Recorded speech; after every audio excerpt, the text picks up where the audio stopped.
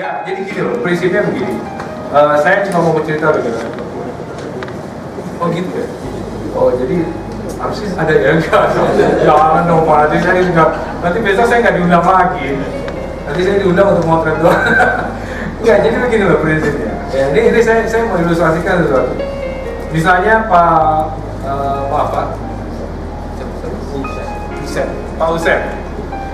Usep, pertama kali Pak Usep, mohon maaf nih untuk mahasiswa, makan di warteg oke dong?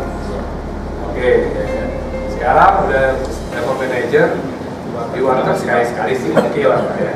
Tapi nggak mungkin dong ngajak kolega, teman makan di warteg kan nggak mungkin ya. Jadi nggak mungkin hari-hari gitu terus. Karena apa? Karena Pak Usep tahu bahwa dia sudah punya value di dirinya dia. Benar ya? Yang dulu misalnya pakai jeans begini masih oke, tapi kalau jeans robek-robek dan sebagainya enggak. Ya mungkin teman-teman yang masih muda juga dulu begitu ya. Saya dulu juga gitu, robek saya bukan sampai sini. Ya, cuek. Kalau sekarang nggak bisa lagi. Karena ada value di diri. Perusahaan juga harusnya seperti itu. Jadi akhirnya apa? Dia sudah tahu nih. Oh, saya punya kualitas seperti ini. Ini kelas saya segini. Saya nggak mungkin pakai di bawah. Ya, kualitas saya seperti ini, saya nggak mungkin pakai itu kira-kira. Ya, sama yang kita lakukan jadi itu. Jadi ini yang disebut dengan value dari perusahaan. Gitu. Ya, jadi banyak perusahaan-perusahaan yang kadang-kadang yang seharusnya mereka menilai dari sisi quality of art, tapi malah terbalik, mereka lebih mementingkan budgeting. Ya, gitu. Jadi saya nggak tahu apakah itu salah atau tidak, tapi artinya ketika kita memilih quality of art, tentunya pasti akan berbeda. Gitu kira-kira, ya. Itu ilustrasinya. Nah, first jobnya, Pak, dari awal saya belajar itu saya nggak pernah mau ngambil corporate industri. Benar, demi Allah saya nggak pernah. Saya ada kelas dulu yang namanya corporate industrial, saya nggak pernah ambil. Saya ngapain sih? Saya mau potret. Saya dulu mendalami potret. Jadi orang aneh saya samperin. Ada yang orang aneh di sini saya mau samperin. Jadi saya melihat, orang rambutnya gimbal, itu saya samperin. Saya ajak ngomong gitu ya. Oh nggak mau diborong. Ngomong. Tapi kan agak ngondek gitu ya. Saya mau bikin dia lebih gahar. Aslinya ngondek juga, Pak. Jadi akhirnya kita rubah image-nya, karakter saya pelajari. Saya dulu gitu. Ternyata pertama kali saya nyampe, ini saya cerita saya dulu. Saya ketemu dengan PT Perawan Indonesia. Saya nggak tahu, saya pikir Perawan itu memang pipa Perawan ya. Ternyata itu merek. Jadi pas saya ketemu, saya tanya, dia tanya saya, Haji kamu udah pernah ngerjain apa? Kalau mau jadi profesional harus jujur, ya. Nggak pernah. Jadi mungkin orang yang paling bodoh, yang paling ini di situ ya saya. Jadi ditanya, kamu pernah ngerjain perusahaan apa? Saya nggak pernah, orang saya baru lulus kemarin. Bener dong? Jadi saya tunjukin portfolio saya adalah portfolio yang muka orang setengah hitam, setengah merah, gitu. Ada muka yang rambutnya gimbal, gitu ya, mukanya segini doang kelihatan. Dia bingung, stres. Ini perusahaan mau dibikin setengah hitam atau bagaimana, gitu ya. Nah kemudian akhirnya ya saya presentasi apa adanya. Tapi dengan kemampuan saya bilang saya benar-benar saya bisa. Ya, setelah saya tetap belajar. Jadi ini jangan dicela ya, karena saya tahu kalau zaman sekarang ini jelek, tapi 2000 awal ini bagus buat saya. Ini pakai film Pak, bukan pakai digital, pakai film. Jadi kalau teman-teman yang mulai dari digital, waduh itu sangat bersyukur sekali, sudah nggak nungguin lagi 3 hari 3 malam untuk jadi atau tidaknya mobil itu. Ya kalau dulu waktu saya motret cek, itu saya berdoa 3 hari 3, ya Allah jadi dong. Ya, akhirnya jadi. Karena teman saya pernah kawinan fold semua, blank. Jadi kimianya kelamaan diproses, blank. Ada yang nge-jam, mahasiswa saya waktu itu konsultasi sama saya, Mas, fotonya nge-jam, terus gimana? Setengah. setengah jadi setengah enggak. Ya udah kasih aja, Mas ini yang setengah. Ya ini nggak jadi, mau gimana lagi? Masa suruh nikah lagi? Kalau mau suruh nikah lagi dengan yang pasangan berbeda. Kan nggak bisa juga gitu kan? Nah, itu fatalnya. Jadi kalau gimana modelnya ini? Pakai Polaroid, testing Polaroid. Jadi waktu itu, ini terus terang, ini pabrik waktu difoto, ini nggak preparation sama sekali, nggak ada kayak dilap, disapu, diapain, kayak nggak ada. Jadi ya, kalau mau tahu di sini ada sarang laba-laba nih. Ya, di sini ada, sebenarnya ada laba-labanya kayak dalam misalnya Garuda dulu sih, kiri kayak jadi ketawain ya. Bener loh, kalau saya lihat malu loh, bener. Iya. Oke, ini Garuda. Ini, ya, ini mau saya ceritain nggak? Ya, ini ada seru. Ya, ini pesawat, ya, posisinya begini.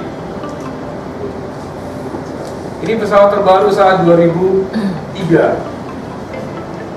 Ya, pesawat apa ini Pak? Airbus 330.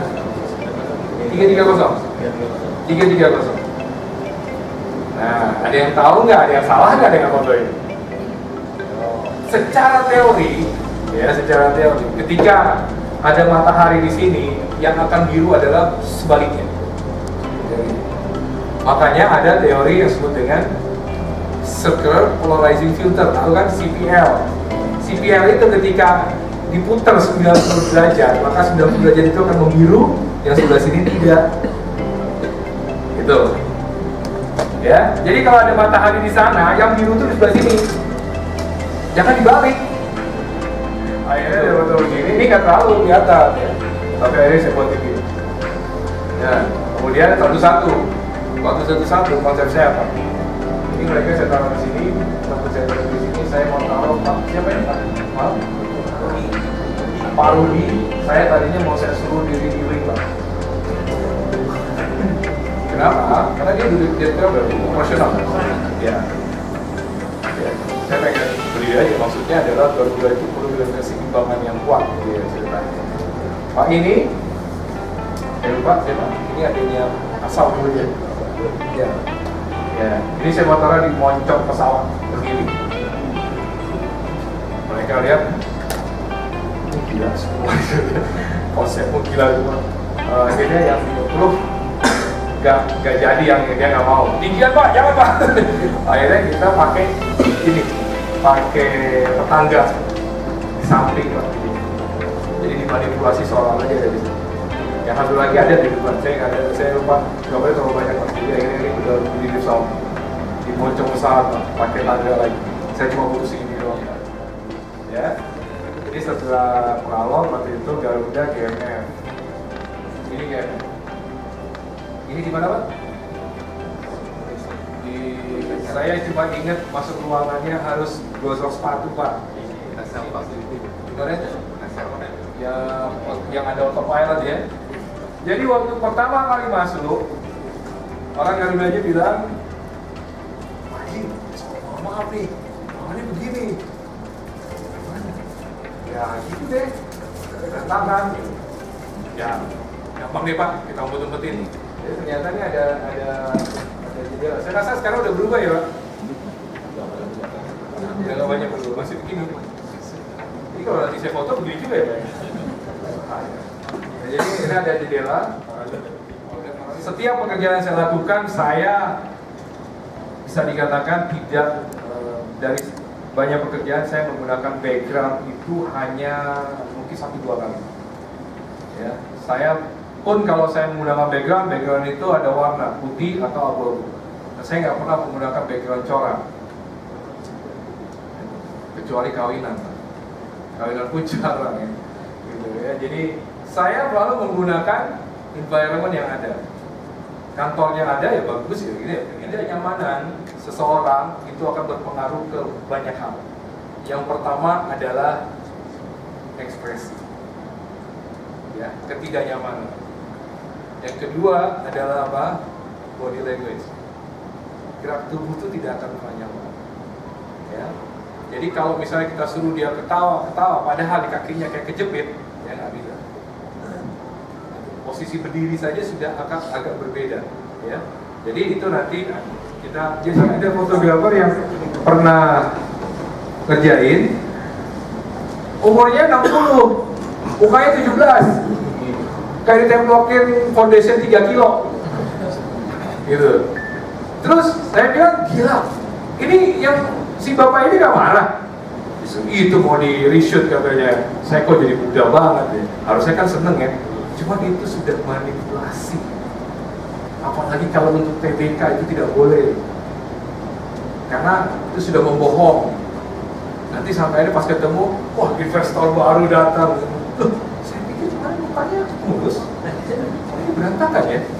Nah, itu tidak boleh. Jadi kalau misalnya ada merah di sini itu bolehlah diiritas. Jadi kayak misalnya bapak ini tuh ada scar pak di sini, ada bekas jahitan, itu tidak boleh dihapus. Jadi misalnya direkturnya punya bekas jahitan setengah muka gini, ya nggak apa-apa ya masuk begitu. Nanti kalau dia hilangin ternyata pas ketemunya ternyata begini, wah tahu gitu saya nggak jadi nih nanti banting begini. Gitu. Jadi nggak boleh menghilangkan identifikasi seperti itu, ya. Jadi kalau misalnya just ini bisa kita inilah, ya. Jadi saya selalu sebelum potret itu sebelum kita jepret itu kita sudah finishing dulu semuanya. Ya aktivitasnya sama, gitu ya. Cuma ini berbeda yang sana. Jangan mukanya menghadap ke sini, karena ketika mukanya menghadap ke sini maka nanti dia yang akan lebih stand out karena bidang mukanya lebih besar, gitu kan? Gitu. Ya, jadi ini lebih kelihatan. Lihat, ini disusun sendiri atau nyusun? Nyusun sendiri atau saya nyusun ini? Enggak pak, saya susun. Kalau pesawat aja saya bisa pindahin, masa kalau saya ada cerita tadi. Jadi waktu itu, pas ini ekskavatornya berantakan pak. Ada yang begini, ada yang begini, ada yang begini. Wah saya bilang, ini harus disusun. Mas, ini lama. Oh nggak apa-apa. Berapa lama? Setengah jam lah, setengah jam. 15 menit kemarin pesawat aja bisa. Ada sesuatu yang kita harus sembunyikan untuk kepentingan kebaikan perusahaan. Itu tugas dari kita, saya. Ya. Apa contohnya? Ini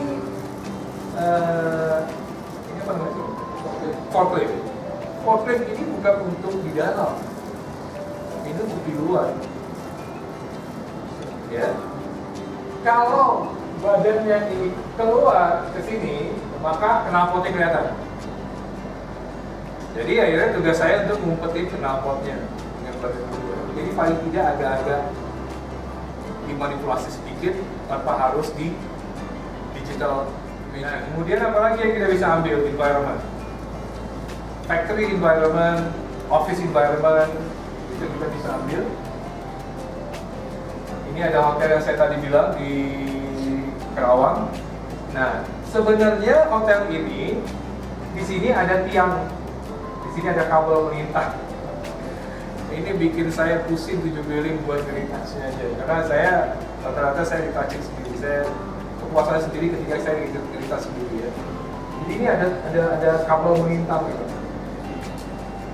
Jadi mau nggak mau kita harus satu-satu, kan nggak mungkin dong. Wah ini kabel semua nih, mau nginep kabel semua nih melintang ya. Nah, tapi ini akan ada pembohongan publik pastinya. Karena apa? Ketika dia lihat aslinya, oh kabel semua nih, di sini nggak ada. Alasannya nanti apa? Waktu dibangunnya hotel ini, kabel itu belum jadi. Direkturnya ini orang Australia, Pak. Jadi waktu itu dia minta, ini ada berat-berat begini. Jadi ada apa namanya, kaki sepotong. Buat mereka nggak ada masalah, tapi buat kita masalah. Ya, orang-orang kita bilang, fotografernya goblok ini. Masa kaki setengah aja diambil? Ya kan? Padahal ini adalah buat apa? Ini moving. Karena kan seolah busy. Ini juga gitu. Jadi ada moving action gitu. Yang pertama, ketika kita memotret, mengidentifikasi subjeknya dulu. Kita tahu mana subjek, mana pendukung. Ya.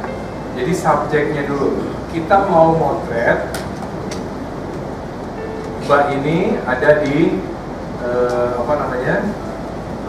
environment koridor nanti, ya.